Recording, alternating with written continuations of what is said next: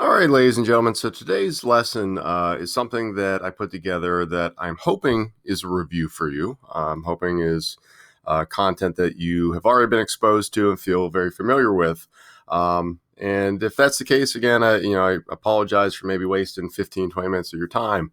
But what I found is over the past few years, as we kind of get into different assignments, I found that more and more students have been making really kind of blatant fundamental mistakes pertaining to this. And so I thought that it kind of made sense as a beginning of the year, kind of first week lesson to take some time out and talk about primary and secondary sources. Two topics that are super, super important for the study of higher level, more in-depth history. So again, if this isn't a review for you, that's great. We're going to hopefully fill you in. If it is, just follow along, and hopefully this is just kind of a quick refresher, or we'll give you some tips to kind of help you as we move forward this year. Now, a primary source, anytime at all I ever talk about primary sources, or if in an assignment I ask you to go out and find a primary source or to read a primary source, a primary source is an original record from the past. Okay, so it's something that was maybe written by somebody that actually experienced something, somebody that was there, somebody that has firsthand information. I also put a few notes in this slide that primary sources can also be things like oral histories that are passed down from generation to generation, and that tells us a lot about cultures and traditions in their own right, or it can be a recorded oral history. And this is something that, with topics like, World War II. Well, our World War II generation is very rapidly dying out. Every year we have less and less World War II veterans around. And so there's a lot of organizations out there that are trying to track these people down, even though they're in their maybe 90s or in their hundreds. And they sit down with the microphone and they say, hey, we want you just to tell us what you remember, tell us your story. And so even though, again, there's maybe 60, 70 years between the event and the recording, the fact that those people lived through it still makes that recording a primary source. I also put, there are things like artifacts. So archaeological digs, you dig up something, the actual item that you have unearthed is a primary source. A statue, an architectural work, a painting. Those are all primary sources that tell us a lot about that earlier period in history. So I just put here a basic list of, a lot of examples that we can see. So, things like books, things like magazines, again, you always need to think about, was it a primary source in the context of what you are studying? So let's say that, you have a newspaper article, from July 5th, 1776. That's a really important document to kind of tell us about the time period surrounding the Declaration of Independence. Whereas a more modern newspaper about, the writing of the Declaration of Independence wouldn't be a primary source because, of course, that's written by somebody that didn't live through that time period whatsoever. Things like diaries and journals. Again, we see these are a lot more common the farther back in history we go. Generally, as we get more into the modern era, it seems like you find less and less in the way of diaries and journals, maybe more in the way of like written correspondences. And then now as we kind of get into the digital age, it's like, okay, well, what are going to be our primary sources down the road?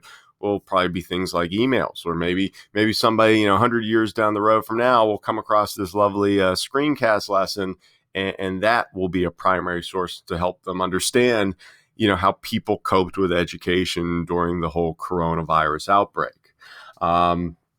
Things like government records, financial records. Some of the most telling documents I've ever came across to study different periods in history is things like taxation rolls, or things like inventories in stores and price lists, because that tells you a lot about the financial realities of common people's lives. Things like photographs. Again, if it's an original photograph, you got some famous photographs like, from the Battle of Gettysburg. Okay, those are primary sources. Film coverage. We've all watched documentaries before that have primary source, maybe film coverage of World War II or the Vietnam War. Things like maps. If the map is an original map, okay, that's a primary source. If it's a modern recreation, just kind of depicting stuff on the battlefield, that would not be a primary source. So again, it has to be from that era. Things like autobiographies and memoirs, okay, are really cool sometimes to check out, because especially a memoir is usually, a book, usually a fairly long book that kind of tells that person's life story, generally more toward the end of their life.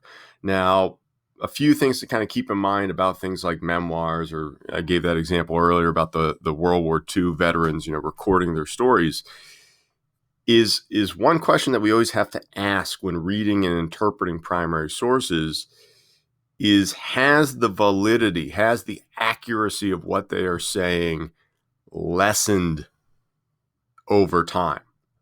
So, if you have somebody that's writing a memoir and they're 80 and they're talking about what they did when they were 20, there's probably a fairly good chance that there's some errors there, right? I mean, I don't know about you, but, ask me 3 days later what I wore on, Monday, or what I ate for lunch, I'm probably not going to be able to tell you that. So we do know our memories fade. The other thing, too, is that especially with memoirs, is that a lot of inherent bias tends to come out. A lot of inherent spin that the author is trying to put on events tends to come out. What I mean by that is oftentimes if we're writing something about ourselves, we tend to try to make ourselves look good. So I know one of the most interesting memoirs I've ever read before is some of the writings of Churchill, Winston Churchill. And, Winston Churchill had this very, decorated life. I mean, he's served in the Boer Wars in Southern Africa. He, was very much involved in government decisions in World War I, and then, of course, served in various governmental posts.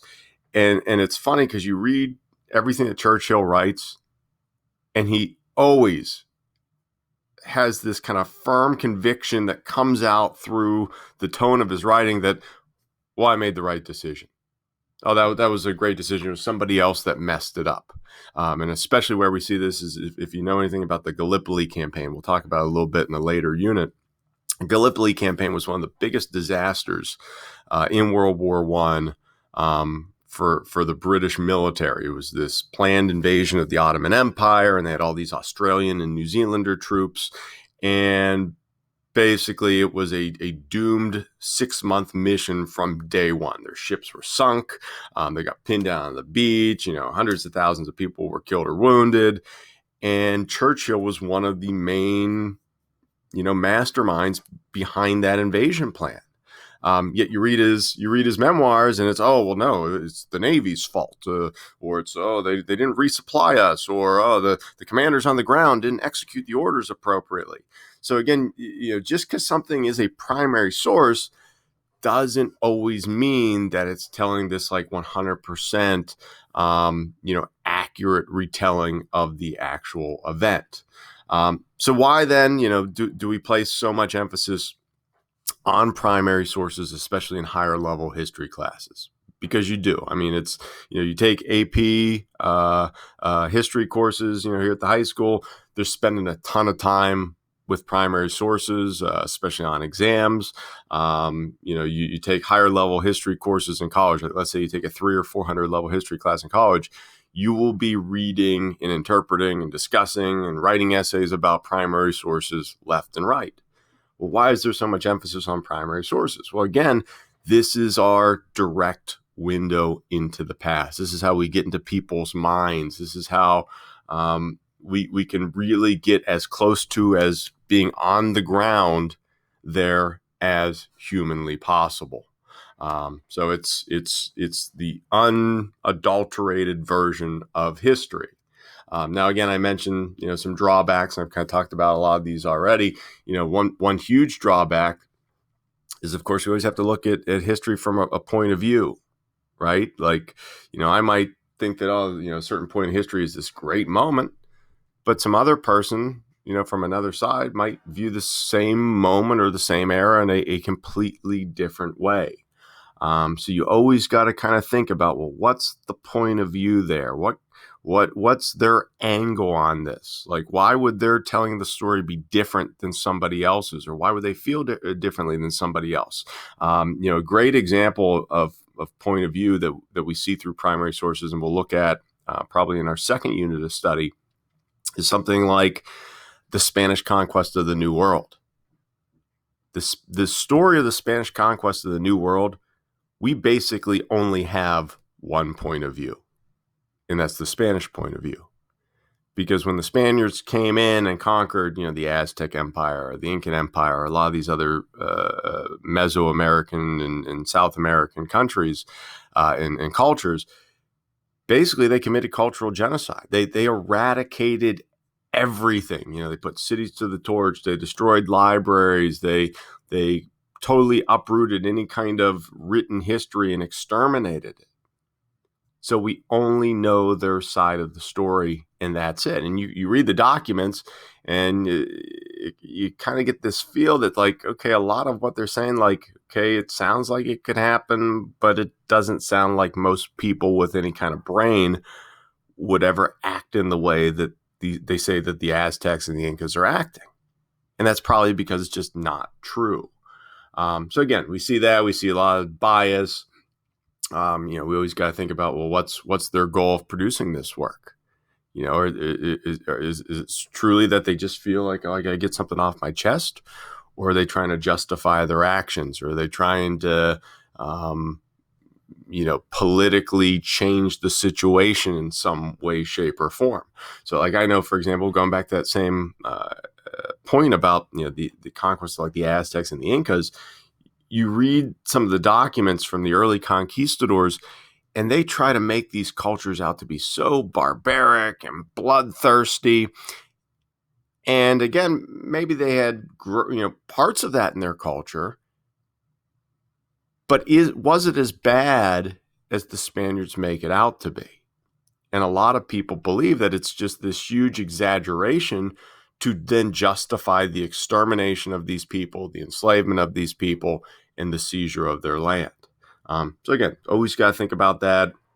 Numbers and things vary immensely. If you're somebody that's sitting there on a field of battle, afterwards, and you say, oh, dear mom, this was a terrible battle, 10,000 people died. It's not like you were going around counting bodies. There might be an arm there and a leg over there. And is it the same guy? Is it different guys? So numbers especially pertain to military stuff. You will oftentimes see those numbers are all over the place. And then finally, I make this point that studying primary source documents can be very challenging, and it can be very tiring. And I say that because, there's the language differences, right? You get translations, and especially like if you're in, I don't know, the 15 and 1600s, 1700s in maybe European history, you get this very just dense verbiage that's kind of hard to make your way through. But the other thing that also makes it challenging to read primary sources is oftentimes you as the reader might lack greater context.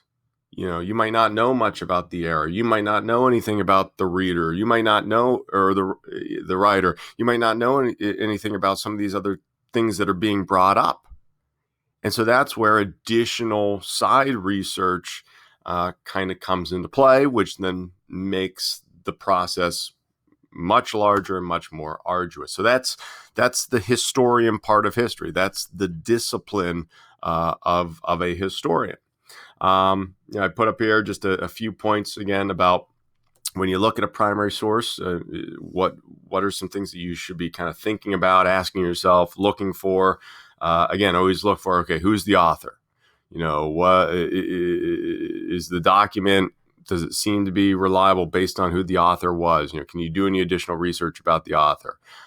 When, where, for whom was this document created? So always look at the dates, okay? Always look at the dates, and always look at the dates in relation to the dates of the events that they're talking about or the people that they're talking about. Take your time. If you blow through a primary source, you're going to probably skip a lot of meaning.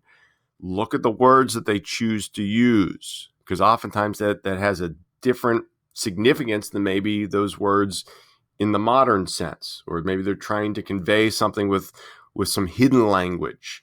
And then I finally bring up the point there that, like, let's say you do get a bunch of variants from document to document. One source says 10,000 deaths, other source says 20,000 deaths. Like, what is it?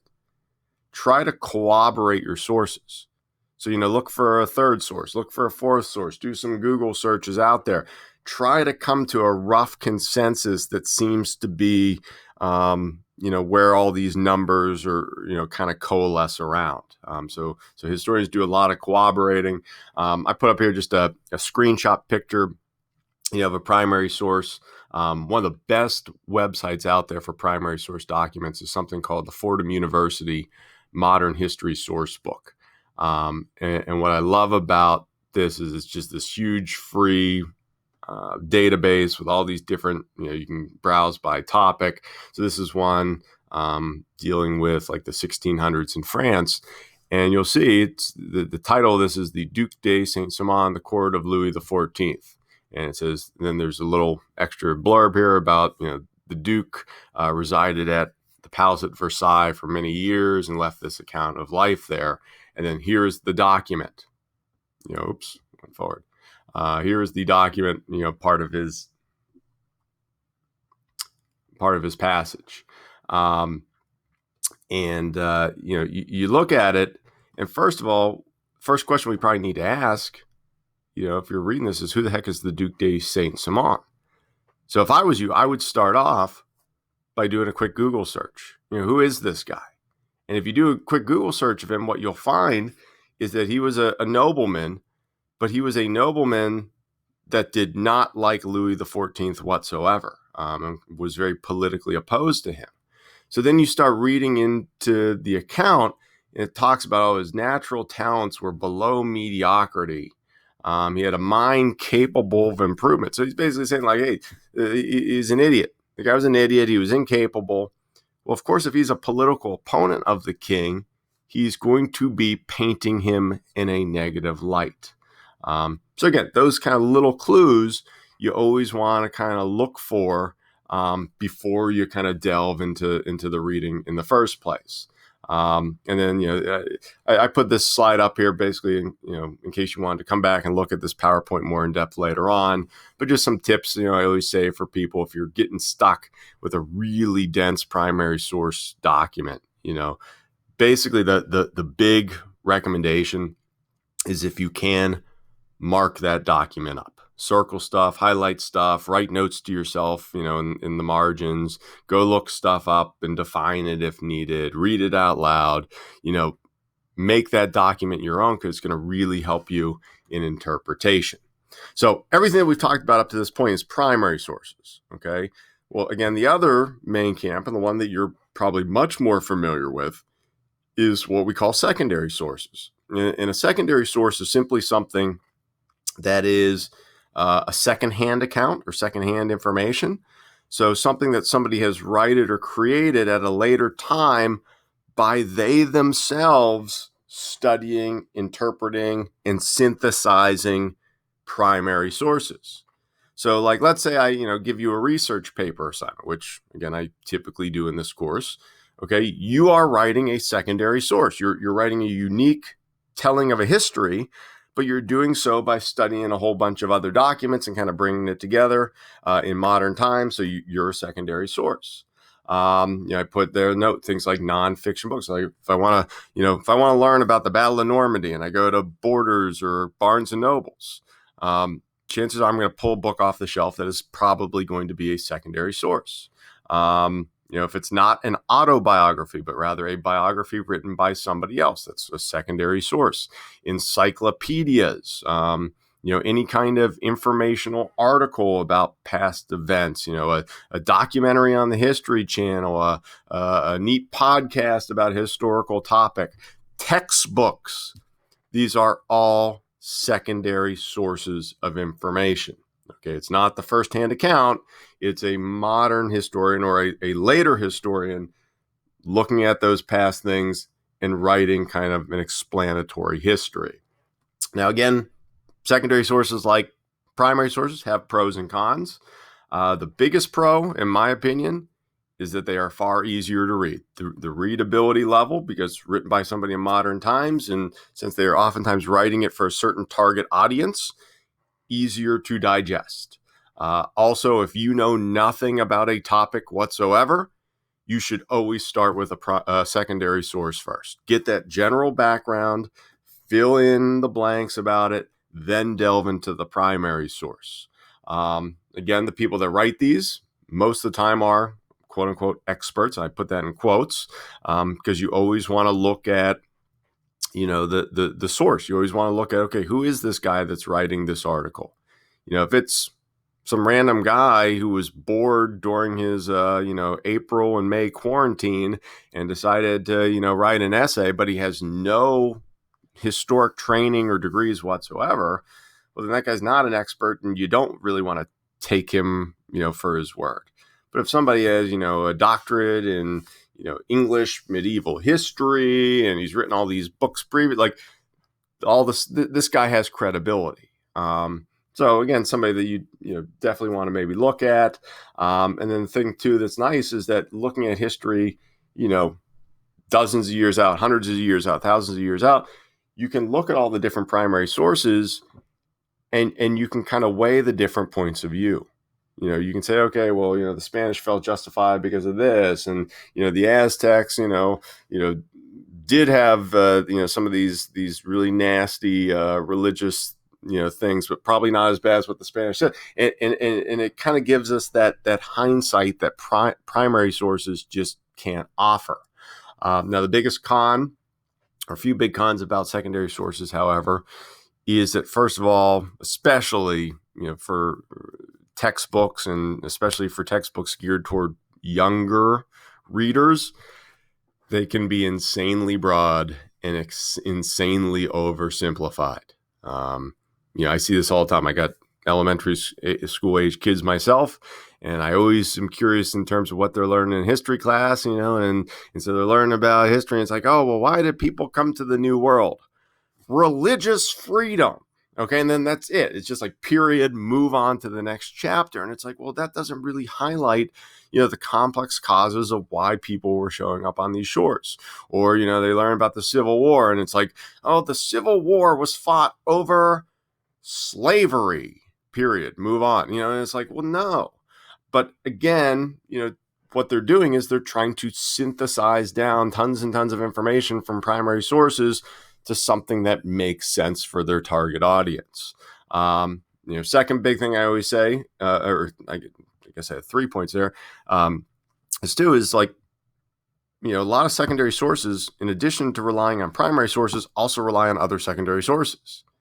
So you get that kind of like telephone game thing going on, right? Like the farther you get away from the actual original source of information, the more chance of it being slightly skewed or inaccurate that you have. At least the potential is there. And then I put in there too that, also, secondary sources have their own inherent biases. I mean, all authors have their own inherent biases. And one I always bring up about textbooks is, textbooks famously cater to the whims of certain states. Okay. Like, for instance, the state of Texas. And the reason being is that in Texas, the State Department of Education buys a standard textbook for every single class in every single school in the entire state. So if you're a textbook publisher and you are selling a 10th grade world history textbook and you manage to sell that to the state of Texas, well, you've sold 100,000 copies, 200,000 copies, 500. I don't even know what the number would be. But right there represents a massive amount of your overall sales. So what do textbook publishers do all the time? Well, they cater to stuff that they think will appeal to the Texas population. They put what you see a lot. I've noticed, being somebody that buys or not buys, but overseas textbook purchasing and whatnot in this department is a lot of them will be jam-packed with Mexican history, like an insane amount of Mexican history in a world history course. Why? Probably to sell to Texas. So again, just something to keep in mind, as you go forward. Now, from here, again, that was just meant to be kind of a quick and dirty overview and some hopeful tips that you can practically apply as we move forward in this course. So to close, what I'm going to have you do for the remainder of today and into the weekend is a quick little, application Google form, just kind of testing your knowledge, make sure that you understand all this. It's going to be formative in nature. So as long as I see that it looks like you made an honest attempt at these and that you weren't just, doing abba-dabba and kind of clicking through real quick, it's just a completion grade. But I want you to take your time with it, think about it critically. And I try to put in there just like a few maybe trickier examples to see if you can discern between primary and secondary sources. So do that. Next week, then we'll hit the ground running with Unit 1 in this course. So enjoy the weekend.